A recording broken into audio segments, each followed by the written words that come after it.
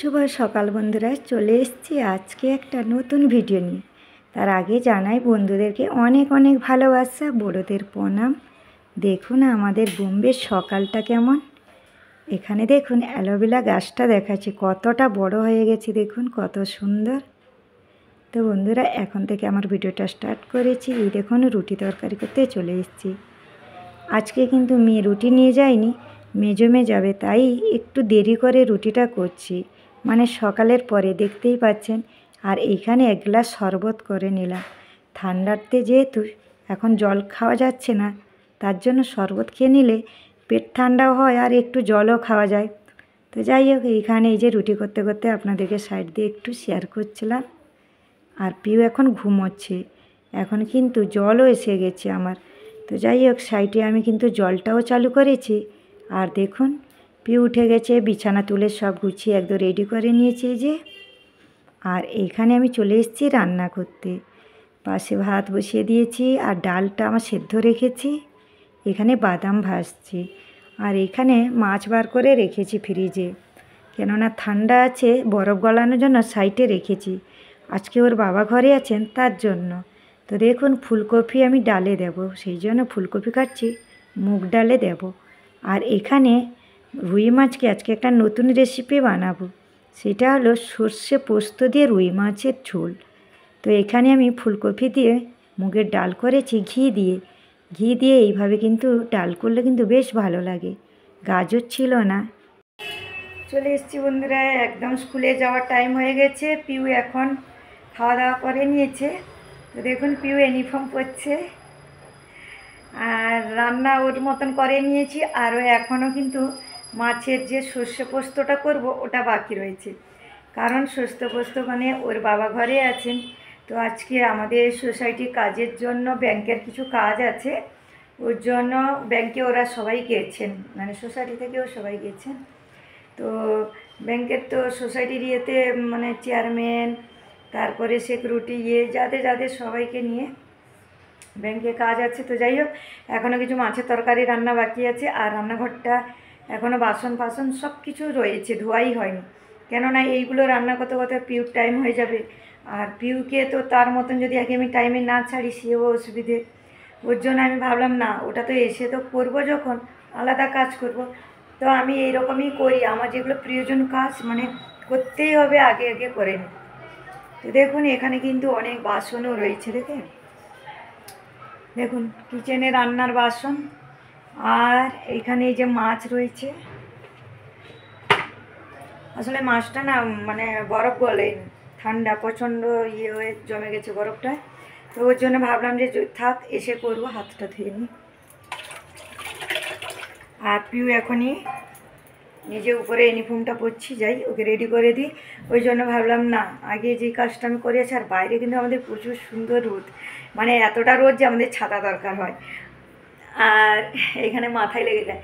আপনাদের তো ওইদিকে দেশে তো খুব ঠান্ডা, তো কিছু করার নেই। পিউ চল, এখন পিউকে রেডি করে স্কুলে আগে নিয়ে যাই। আর পিউর টিফিন জল সব কিছু ভরে নিয়েছি। আর ও নিজে নিজে ওর বুক সব কিছু রুটিন নিজে নিজেই বেছে নিয়েছে, তো কোনো অসুবিধা নেই। আর ডাল দেখে আজকে ওর কিন্তু মাথা খারাপ হয়ে গেছে। ডাল আর ওকে সাদা ডিমের অমলেট করে দিয়েছিলাম, মানে পেঁয়াজ ঝুরি না দিয়ে। তবুও কিন্তু একটু খেতে পছন্দ করে না, যেহেতু আমি ফুলকপিও দিয়েছি ডালে, তো পছন্দ করে না। তো ওর খাওয়াটা কিন্তু সেইভাবে ঠিক হয়নি। তো যাই হোক, এসে অনেক কাজ পড়ে আছে। ওর বাবা কখন ব্যাংক থেকে আসবেন জানি না।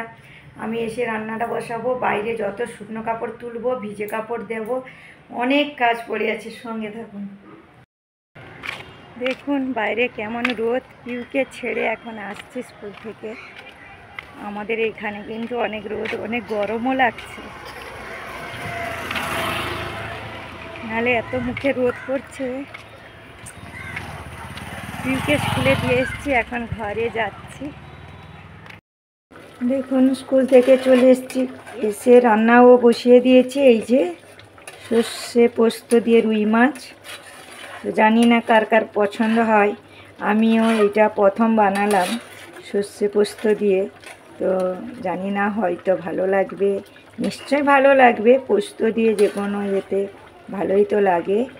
তো যাই হোক, এইভাবে করে বানালাম। আর ডাল ফুলকপি দিয়ে তো বানিয়েছি, বাকি তো রান্না সব করে নিয়েছিলাম। তোর বাবা কিন্তু আসেননি, দেরি হয়ে গেল।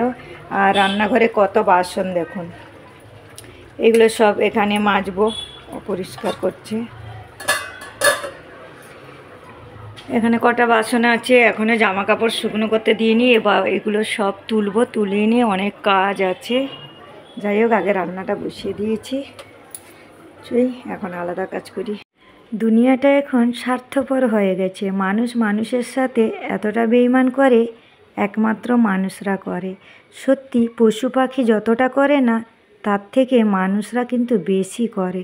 কেন বলুন তো? আজকাল মানুষের জীবনে একটাই ধারণ, সেটা হলো পয়সা কৌড়ি। যার কাছে টাকা পয়সা আছে সে নিজেকে নিজে বিশাল ভাবে। তাই এটাই বললাম, মানুষ দুনিয়াটা পুরো সার্থক। তো যাই হোক, যতই সার্থক হোক, যতই ভালো হোক, কিছু করার নেই। আমাদের সবাইকে নিয়েও মেনে থাকতে হবে, তাই না? কারণ সবাইকে যদি আমরা কেটে পড়ি, তাহলে নিজে নিজে কী সার্থক থাকবে? তাই মানুষের সাথে মানুষের ব্যবহার মতন থাকলে ঠিক থাকতে ইচ্ছে হয়। আর দেখুন, এখানে নাস্তা নিয়ে এসেছে। বিকেলবেলা নাস্তা, মেয়ে কলেজ থেকে এসছে, তাই নাস্তা নিয়ে এসছে, পিউ বলেছিল। এই দেখুন, চলে এসেছি বাজারের দিকে। তো বাজারে এসেছি বলতে, রবিবারে মাংস হয়নি, তাই এখানে এসেছিলাম একটা কাজের জন্য। কাজের বলতে, আমি শাড়ির সাথে দুটো ছায়া নিতে এসেছিলাম। কেননা মেয়ে যাবে কলেজে শাড়ি পরতে, ওই শাড়ির সাথে ছায়া ম্যাচিংয়ের জন্য নিতে এসেছিলাম। তারপরে বললেন চলো বাজার দিকে একটু ঘুরে আসি।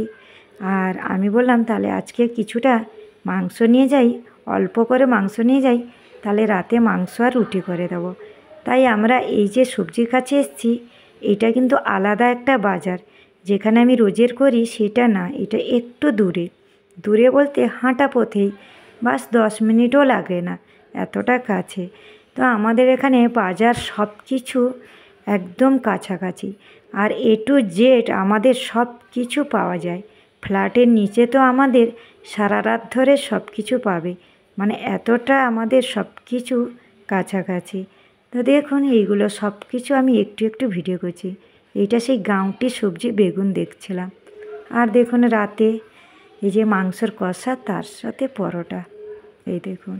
তো সবাই এখানে বসে আছে, তাই একটু দেখে দিলাম। সবাই ভালো থাকবেন, সুস্থ থাকবেন, বাই।